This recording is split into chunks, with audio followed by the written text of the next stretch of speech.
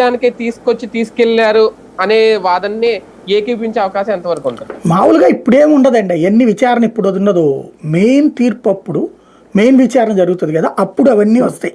Lawyer గారు మాట్లాడతారు, kidnap చేశారు, ఇదిగో చూడండి వంశీ మనుషులు అతను ఎక్కించుకెళ్ళారు, బలవంత పెట్టారు, బెదిరించారు అని చెప్పేసి. అప్పుడు ఆ పక్కన ఉన్న వంశీ తరపున లాయర్ అంటాడు, చూడండి సార్ అక్కడ ఎవడన్నా కనీసం కొడతనాడా తిడతనాడా, అతను ఎంత ప్రశాంతంగా ఉన్నాడో చూడండి, విజువల్ చూస్తేనే అర్థమైపోతుంది కదా, అతనంతటా అతను ఇష్టపడి వచ్చాడు అంటారు. లేదు లేదు అతనే చెప్తున్నాడు కదా అని వీళ్ళు అంటారు. వెంటనే క్రాస్ ఎగ్జామిన్ చేస్తారు, ఏమయ్యా నీ అంతటి వీటిలో కంప్లైంట్ ఇవ్వడానికి, అదే వాళ్ళ కంప్లైంట్ విత్డ్రాకి వాళ్ళు చెప్పారా అంటే, లేదండి వాడు పిలిస్తే వెళ్ళానండి, అతను వచ్చాడండి. దెన్ అక్కడ నీ ఇష్టపూర్వకంగానే వెళ్ళావు కదా, అవునండి వాడు పిలిస్తేనే వెళ్ళాను, ఎస్ దెన్ అక్కడ ఏంటండి అంటాడు. ఇది ఆర్గ్యుమెంట్ అక్కడ లాయర్ల ఆర్గ్యుమెంట్ బేసిస్ మీద నడుస్తుంది చివరిలో.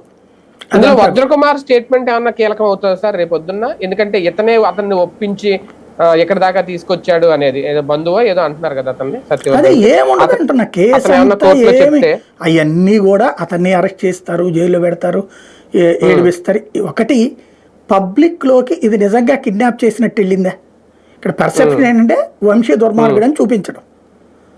కానీ పబ్లిక్ సీన్ అంతా అర్థమవుతుంది కదా, ఇది కొండ మీద గోల ఏంటంటే అదేదో కొలపోళ్ళ రహస్యం టైప్ ఇది.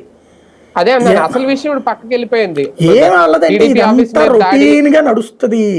ఎన్ని చర్చ మనం సూపర్ 6 మీద మాట్లాడుకోకూడదు, లేకపోతే కనుక హామీల గురించి మాట్లాడుకోకూడదు, ఫైనాన్స్ గురించి మాట్లాడుకోకూడదు, ఈ రోజుకి వేసేసాడా లేదా, వాడిని వేసేసాడా లేదా, ఏ నడవాలి చర్చ 5 ఏళ్ళు అదే నడుస్తుంది.